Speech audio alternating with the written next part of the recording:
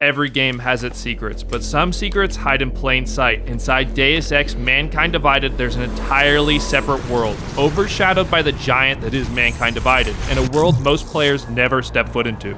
And I have a confession, I've never played any Deus Ex game. It's on my list, but this bonus mode within Mankind Divided is also available free as a standalone game, and only a few hundred people have ever beaten it. I know this because I've been putting in the time to become part of that limited community and trying to find out everything that this mode has to offer, as well as diving into Ghost Networks, where I'm one of the only players to ever see. And Breach is a game where you're a hacker made up of polygons, shooting and punching your way through antiviruses in the form of lethal enemies in an attempt to hack terabytes of data from pillars hidden around various parts of the map or killing bosses. Or various other things, it all depends on the task. But it's much more expedited and simplistic than the base game, instead taking on an arcade-style approach where you attempt to solve puzzles the fastest and most efficient way possible, with associated leaderboards for time and score, a speedrunner's dream. And I won't spoil what little story there is in here, but definitely don't play it expecting some deep story. That's what the main game is for. Breach is instead a fast-paced puzzle FPS game with a solid amount of skill expression, and honestly, it's one of the only games to fill in this niche, and I'm a sucker for a good puzzle game. As well as along the way, you can collect various new gear such as guns or ammo or grenades or new modifiers, both positive and negative, that you can use to increase the challenge and attempt to score high on the leaderboard, as well as upgrades from level ups that let you turn invisible, dash, or various other tools to use when solving the various puzzles. However,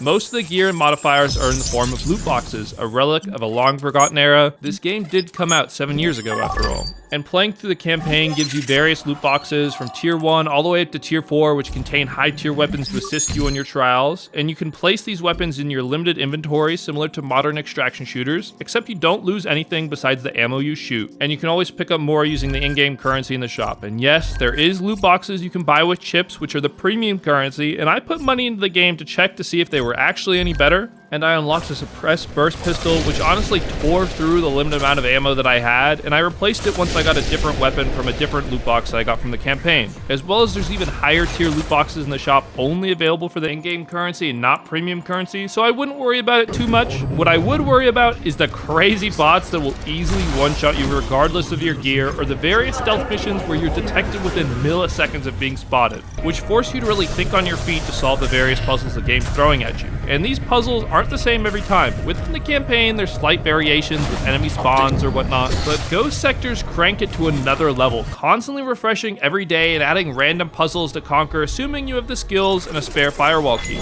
And they're also the home of Ghost loot boxes, which hold some pretty decent gear. For example, I played through the Ghost sector called Northern Wall, where I had to kill a prime unit and grab roughly 50 terabytes of data, some of which the locations were pretty outlandish. Good thing I had triple jump and moon jumps unlocked.